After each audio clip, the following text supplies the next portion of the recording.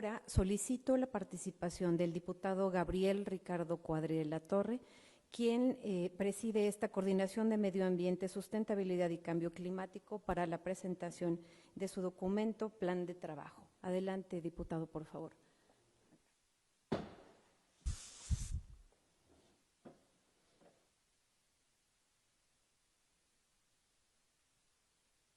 Bueno, antes que nada, muchas gracias.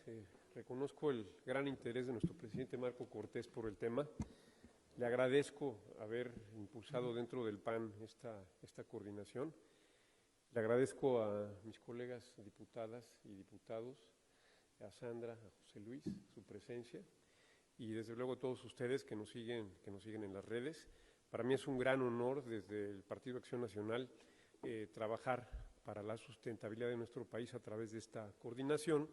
Me voy a permitir platicarles un poco de qué se trata, por qué se da esta coordinación, qué pretende, cuáles son sus temas, su agenda fundamental. Bueno,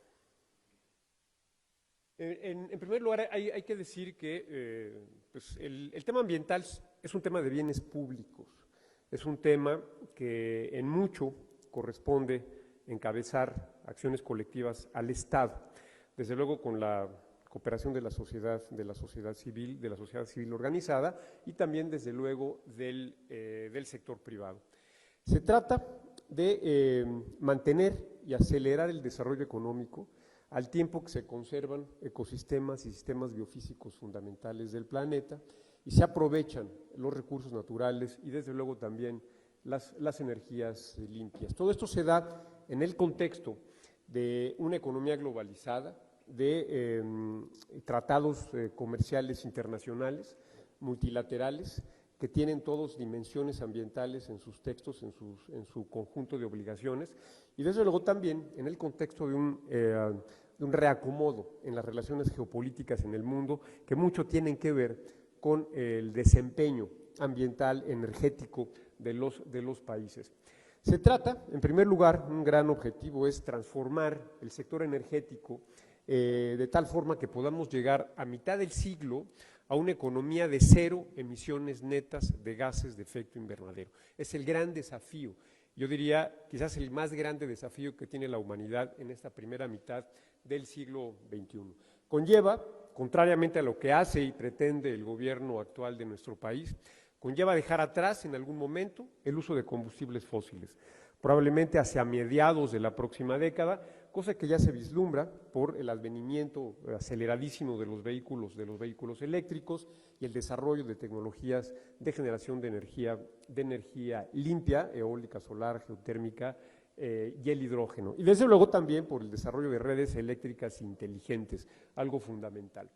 Entonces, se trata también, el gran desafío en paralelo es adaptarnos al calentamiento global, adaptarnos al cambio climático que ya es inevitable, y esto implica grandes obras de infraestructura, sobre todo obras de infraestructura de protección costera, grandes obras hidráulicas, de protección contra inundaciones, de drenaje, de trasvase de agua entre cuencas, en fin. Otro tema fundamental es la economía circular, que es, digamos, esencial para lograr la sustentabilidad del sistema económico, tratando de reutilizar permanentemente todo tipo de materiales. Queremos también, el desafío es urbano en el siglo XXI, queremos ciudades densas, ciudades compactas, ciudades verticales, en donde prevalezca el transporte público y el transporte no motorizado, que es una condición esencial para minimizar la huella ecológica de las ciudades. Y desde luego, pues además del parque vehicular electrificado, queremos edificaciones sustentables, vivienda limpia y la descarbonización de industrias estratégicas como la siderurgia, la petroquímica y la cementera, que son las industrias, digamos, que tienen la mayor incidencia en la emisión de gases de efecto invernadero. Ahora, necesitamos una economía de mercado. La economía de mercado es la que ha promovido en los últimos 2 siglos una prosperidad inusitada en la historia de la humanidad, una reducción espectacular también de la pobreza y desde luego también el acceso a satisfactores nunca soñados apenas hace algunas décadas. Y la economía de mercado es un factor fundamental para lograr la sustentabilidad, es la fuerza que nos va a permitir avanzar en el desarrollo tecnológico, que nos va a permitir obtener los resultados esperados y cumplir con los objetivos que nos planteamos en el siglo. Desde luego, todo esto en alianza con los estados, en alianza con los gobiernos nacionales y subnacionales y también con la sociedad civil. Y el reto ambiental es también un reto de competitividad.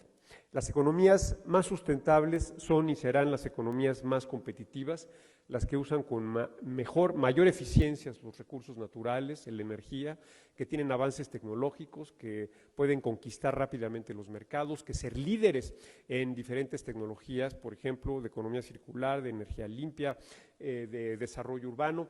Y desde luego, las empresas que participan o que contribuyen a este esfuerzo son también las empresas más competitivas. ¿Y por qué una empresa es competitiva si abraza de manera decidida el tema de la sustentabilidad? Primero, porque reduce riesgos, ¿sí? Reduce riesgos legales, reduce también su costo de capital. Al reducirse el riesgo, el costo digamos, lo que perciben los inversionistas, el riesgo que perciben es menor, el costo del capital de la empresa se reduce, la empresa también adquiere un mayor prestigio entre sus consumidores y a lo largo de toda su cadena de valor.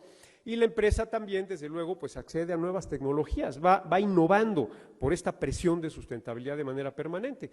No es casualidad que, por ejemplo, el índice de sustentabilidad Dow Jones, que incluye a las 200 empresas más sustentables que cotizan en bolsa de valores, son también las empresas que presentan el mejor desempeño ambiental. Y también en las empresas vemos cómo los propios mercados, las demandas de los consumidores, órdenes judiciales y consejos de administración nuevos van logrando o van haciendo que cambien sus patrones de política, digamos, corporativa. Ahí está el caso reciente, muy interesante, de ExxonMobil, que hasta hace poco tiempo era considerada así como que la bestia negra en materia de energía, una empresa que se caracterizaba porque no le interesaban los temas ambientales de manera real.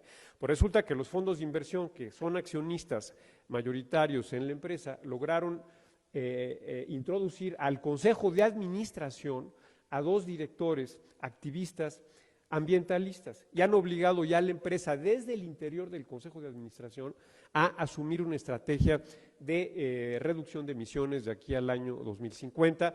A Shell, por ejemplo, un juez le ordenó también reducir sus emisiones y por eso Shell estaba vendiendo la refinería de Deer Park, porque es un activo sucio, un activo negro que no contribuye ya al valor de la empresa. El gobierno mexicano le hizo el favor a Shell de comprar este activo sucio, ineficiente, improductivo, retrógrado, pero en fin, esas son cosas que se están dando en el mundo de las empresas privadas y su participación en los temas de sustentabilidad. También, digamos que, insisto, se trata de una gran alianza entre el sector privado y el Estado, y también de una gran alianza con la sociedad civil. La sociedad civil exige rendir cuentas, exige transparencia. La sociedad civil también promueve la filantropía, promueve la creación de bienes públicos ambientales. Recuerden, esto es muy importante, el medio ambiente, las políticas ambientales y de sustentabilidad son políticas de bienes públicos. Todo lo ambiental es, en esencia, se trata de bienes públicos.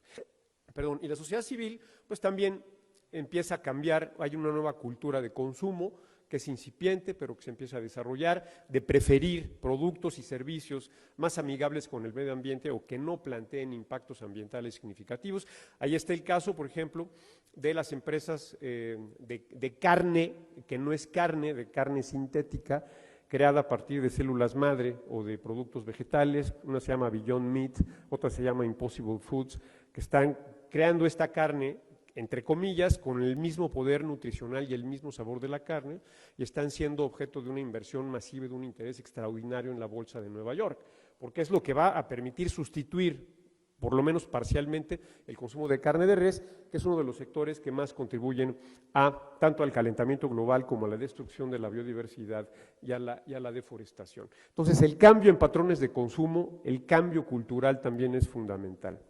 Entonces, ¿qué otros temas o qué otros fundamentos encontramos para poder para trabajar desde esta coordinación? el tema de los acuerdos multilaterales. Recuerden, aquí se cambió, bueno. Los temas ambientales, como yo decía, son temas de bienes públicos. A nivel planetario se trata de bienes públicos globales y eso obliga a que se hayan creado o construido acuerdos multilaterales dentro de una nueva arquitectura institucional, generalmente a cargo de la Organización de las Naciones Unidas.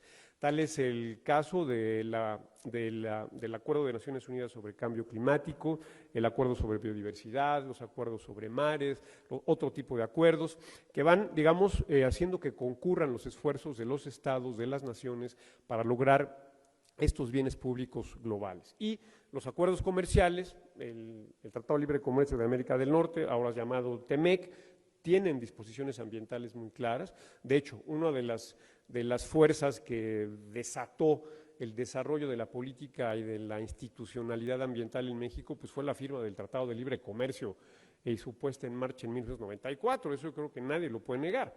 Y ahora todos los acuerdos comerciales tienen una dimensión ambiental, obligando a los estados a respetar al menos su propia legislación en este tema. Ahora, los partidos políticos representan los intereses de la sociedad. En una democracia liberal, en una democracia representativa como la nuestra, los partidos articulan las preferencias políticas, articulan los intereses, articulan los proyectos políticos y los encauzan a través de un proceso democrático para ser representados en el gobierno. Y bueno, los temas ambientales en el mundo son cada vez más importantes en esta formación de intereses, en esta representación de intereses. Hay partidos en Europa y en América Latina también, partidos verdes, partidos ecologistas, que han tenido un auge inusitado en las últimas pocas décadas. Desde luego no es el caso de México, donde tenemos un partido que se dice verde ecologista, pero es una impostura, un partido corrupto y que nada tiene que ver con estas organizaciones que se dan sobre todo en Europa, en Alemania, en Francia, en Gran Bretaña, incluso ahora en Estados Unidos y en otros países de América. Y lo interesante es que partidos tradicionales, demócratas cristianos, socialdemócratas, socialistas, liberales, están asumiendo también una importante, una ambiciosísima agenda ambiental. ¿Por qué lo hacen? Porque se dan cuenta y saben que es un interés muy importante y que sienten la sociedad y que su obligación es representar los intereses de la sociedad. Entonces, digamos que todo esto, el tema de la sustentabilidad y del cambio climático y del medio ambiente se da en este contexto, ya comentaba yo, cada vez más, ya se trabó. Bueno. Ahora, el Partido Acción Nacional, ya se ha comentado, tiene una larga experiencia, ha adquirido un gran prestigio como promotor de temas ambientales. Desde el año 2000 hasta el año 2012 hubo avances muy notables en el tema ambiental. Gracias al Partido Acción Nacional, ya se hizo este recuento, no voy a repetirlo. Y la intención de esta coordinación es, digamos, recuperar, retomar, fortalecer esa tradición ambientalista de sustentabilidad en el Partido Acción Nacional. Ahora, la agenda que nos planteamos en la coordinación, pues es muy clara, es muy obvia. Desde luego, transición energética, retomarla, oponerlos a la contrarreforma eléctrica promovida por el presidente López, plantear una alternativa, una serie de propuestas, que me voy a referir a ellas al final, hacer que México cumpla el Acuerdo de París, hacer que México honre sus compromisos en materia de cambio climático y plantear una política de mediano y largo plazo para dejar atrás los combustibles fósiles y llegar al 2050, este es un objetivo fundamental, con 0 emisiones netas de gases de efecto invernadero. Ahí está, bueno. También es el tema, para lograr todo esto se requiere promover energías limpias, desde luego impedir a toda costa que pase esta contrarreforma obsoleta, retardataria, retrógrada del presidente, que trata de envenenarnos, de contaminarnos, de volver al pasado, además de violentar la certidumbre jurídica, de ahuyentar a la inversión privada del país, de generar más desempleo, tarifas más altas, costos más elevados de generación de eléctrica. Es una verdadera aberración que tenemos que luchar para impedir que se cristalice. Parece que esto tiene voluntad propia y se cambia. Ah, entonces, ok. Es que, a ver. No, mira, vamos a o sea, ¿quién está cambiando el de abajo? Ah, no es lo mismo. Ah, ok. Ok, bueno, entonces nos regresamos, Jenny, ¿no? Porque te me adelantaste. Ok. Entonces, la agenda es energías limpias, expandir la red de transmisión, porque una red de transmisión amplia es fundamental para el desarrollo de energías limpias, que son muchas de ellas intermitentes, desarrollo de una red inteligente, promover centrales de almacenamiento de energía para complementar las energías intermitentes, tal como se está haciendo ya en Europa y en los Estados Unidos, promover y proponer un precio a las emisiones de carbono, integrar la política fiscal con la política de sustentabilidad y de cambio climático. Tenemos también, necesitamos un control eficaz de la contaminación atmosférica. Esto también tiene que ver con la contrarreforma energética, como ya lo comentaba José Luis Luege. Las emisiones de dióxido de azufre, que proviene del azufre que está contenido en el combustóleo, y de partículas PM2.5, que también genera la quema de combustóleo, es el problema de contaminación más grave que existe en el país, en muchas ciudades de México, no solamente en la zona metropolitana. Para comentarles algo rápidamente, la termoeléctrica de Tula es la principal fuente de emisiones en toda la zona de la megalópolis del centro del país, de óxidos de nitrógeno, de óxidos de azufre y de partículas menores a 2.5 micras. Se estima que causa más de 14,000 muertes prematuras al año, porque genera una altísima morbilidad y mortalidad de enfermedades respiratorias, de cáncer, enfermedades cardiovasculares, cerebrovasculares, incluso demencia. Entonces, el objeto claro es luchar contra la contaminación, y luchar contra la contaminación atmosférica es luchar contra el combustóleo, es luchar en contra de las refinerías y de las termoeléctricas sucias que tienen tanto Pemex como la Comisión Federal de Electricidad. Necesitamos una política de electrificación del parque vehicular, necesitamos mejorar el rendimiento de los vehículos, necesitamos plantearnos el objetivo de que para el año 2035 quede atrás la comercialización de vehículos de combustión interna, irnos al 2040 100% con vehículos eléctricos. Necesitamos también, en materia de biodiversidad, un programa serio de recuperación, de restauración ecológica y forestal. Necesitamos resucitar el programa de Sembrando Vida, que qué tonto, me traicionó el inconsciente. Recuperar el programa de pago por servicios ambientales, que tan exitosamente implementó el PAN en sus gobiernos del 2000 al 2012. Necesitamos cancelar Sembrando Vida, que es un programa perverso, clientelar, de subsidio, que ha provocado una enorme deforestación, como lo han demostrado los estudios del World Resources Institute. Necesitamos reconstruir a la Comisión de Áreas Naturales Protegidas, necesitamos reconstruir a la Profepa, necesitamos reconstruir a la Gendarmería Ambiental, necesitamos relanzar el Sistema Nacional de Áreas Naturales Protegidas, necesitamos proteger el capital natural a través del instrumento más importante, que son las áreas naturales protegidas, parques nacionales y reservas de la biosfera fundamentalmente, y relanzar la política forestal a través de la reconstrucción de la Comisión Nacional Forestal. Necesitamos también, bueno, ya lo comentaba yo, recuperar a la Procuraduría Federal de Protección al Ambiente, reconstruir a la Gendarmería Ambiental, rehabilitar a la Guardia Costera de la Secretaría de Marina, fundamental en la vigilancia de nuestras áreas naturales protegidas marinas. Necesitamos también pensar en la movilidad. Es esencial que México tenga un Fondo Nacional de Fomento al Transporte Público. No hay una política nacional de transporte público. Necesitamos regulaciones, incentivos, financiamiento para hacer que el transporte público sea la principal esquema de movilidad en las ciudades mexicanas. Necesitamos promover, como ya lo comentaba yo, la densificación y verticalidad de las ciudades, porque el transporte público eficiente funciona solo en tándem con ciudades densas, compactas y verticales.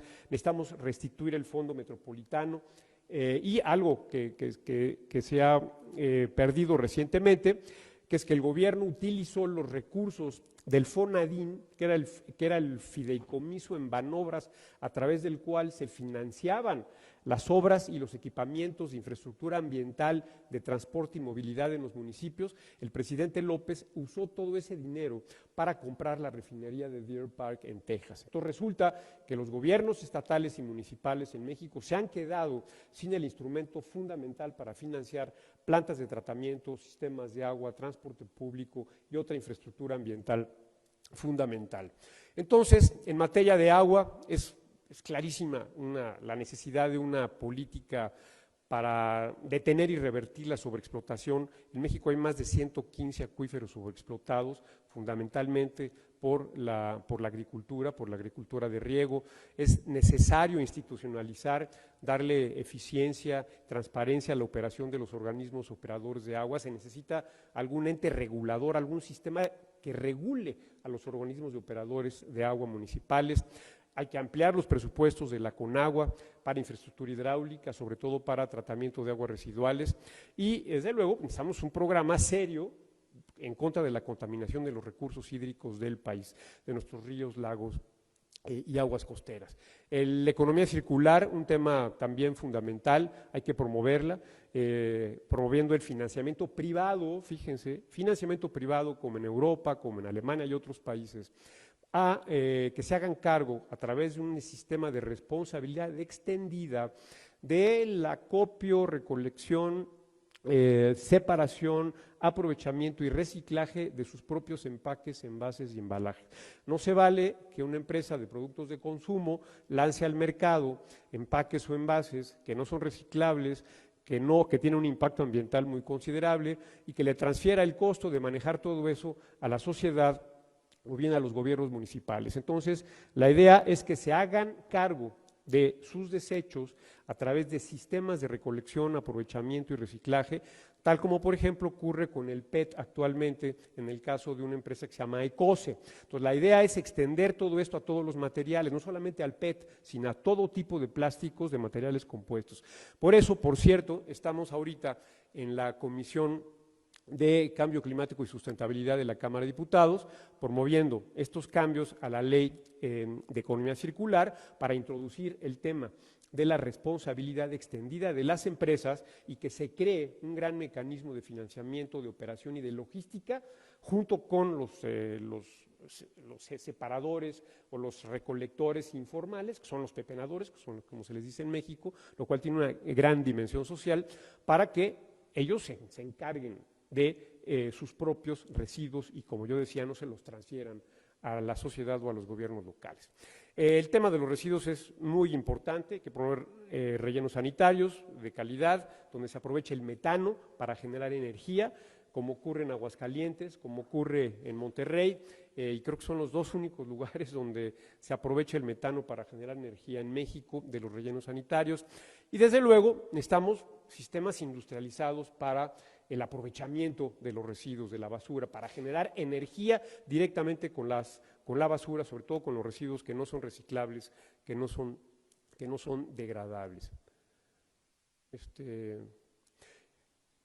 Algo fundamental, tanto en Estados Unidos como en Europa se han lanzado planes de recuperación económica verde, recuperación económica como una dimensión de sustentabilidad. En México ni tenemos programas de recuperación económica y mucho menos verde. Entonces estamos trabajando también en la Cámara de Diputados en un programa de recuperación económica verde del país, que incluya infraestructura ambiental, electrificación del parque vehicular, política industrial para la electrificación, que incluya infraestructura de tratamiento de aguas residuales, de transporte público, desde luego de energías limpias, de energía solar, eólica, explorar la posibilidad de energía eólica offshore en el mar, como ocurre tanto en Alemania como en Dinamarca, como en el Reino Unido y en Estados Unidos, y en fin, un plan de recuperación económica verde, un banco de desarrollo sustentable, promover la investigación científica a partir de cambiar las políticas del CONACYT y no se cambia. Educación básica, todo el mundo lo sabe, introducir contenidos ambientales de calidad, trascendentes en los currículums escolares y desde luego criterios ambientales de sustentabilidad y de justicia ambiental en la política exterior mexicana, lo cual se ha perdido. México se ha convertido hoy en un hazmerreír en los foros internacionales en materia ambiental, en materia climática. México perdió el prestigio que ganó, hay que decirlo, durante los gobiernos del PAN en materia ambiental y climática multilateral, y todo eso ha sido empañado, ha sido destruido, está en proceso de destrucción y eso hay que recuperarlo. Entonces, ¿qué vamos a hacer para terminar? Estamos haciendo una página de internet de la coordinación. Esta es la presentación del lanzamiento, esto lo replicaremos en otras entidades federativas, sobre todo con acción juvenil de Acción Nacional, en universidades, con cámaras industriales, con cámaras empresariales. Vamos a generar, empezamos ya a generar documentación, contacto con simpatizantes, contactos y trabajo conjunto con fundaciones internacionales, como es el caso de la Fundación Konrad Adenauer. Tenemos nuestra agenda legislativa ya, que estamos trabajándolo, digamos, en tándem aquí en Acción Nacional y en la Cámara de Diputados. Necesitamos, desde luego, enlaces permanentes con universidades privadas y públicas, tanto en la Ciudad de México como en entidades federativas, enlazarnos con organismos estudiantiles, dar conferencias, promover que se reproduzca esta coordinación a escala de los estados en Acción Nacional, conferencias con diputados, conferencias en universidades, conferencias de prensa, boletín, foros nacionales, activación y acciones directas también. Va a haber que tomar acciones directas en algunos casos. Por ejemplo, le podemos proponer a Marisa ir a clausurar la termoeléctrica de Salamanca, por ejemplo, ¿no? La refinería de Salamanca, o hacer lo propio acá en Tula, para llamar la atención sobre la muerte que se está expeliendo, digamos, directamente de estas instalaciones. Y desde luego, pues presencia en redes sociales y medios de comunicación digitales y convencionales. Y yo aquí lo dejaría, les agradezco muchísimo su atención y pues quedamos a sus órdenes en esta coordinación de medio ambiente, sustentabilidad y cambio climático. Gracias.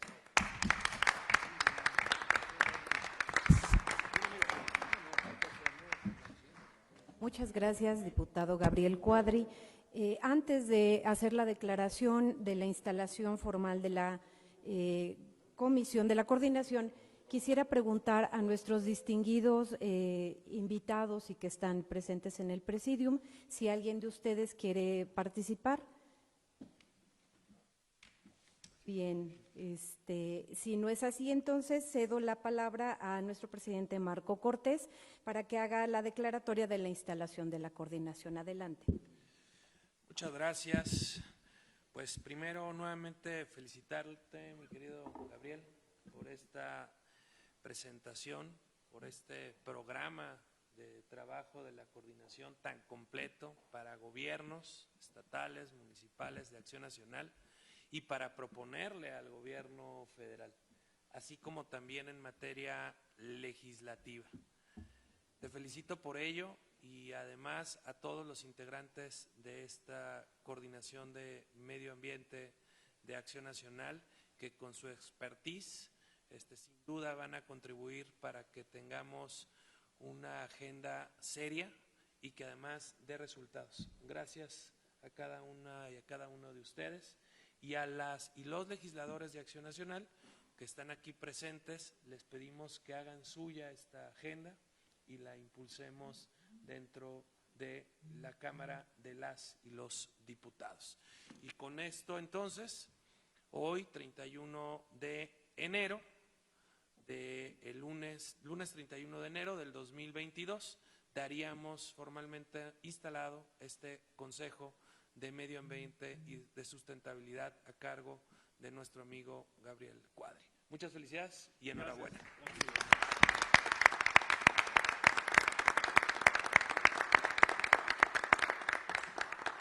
Bien, muchísimas gracias a todos los presentes, a las personas que nos acompañaron por las redes sociales y la transmisión en vivo.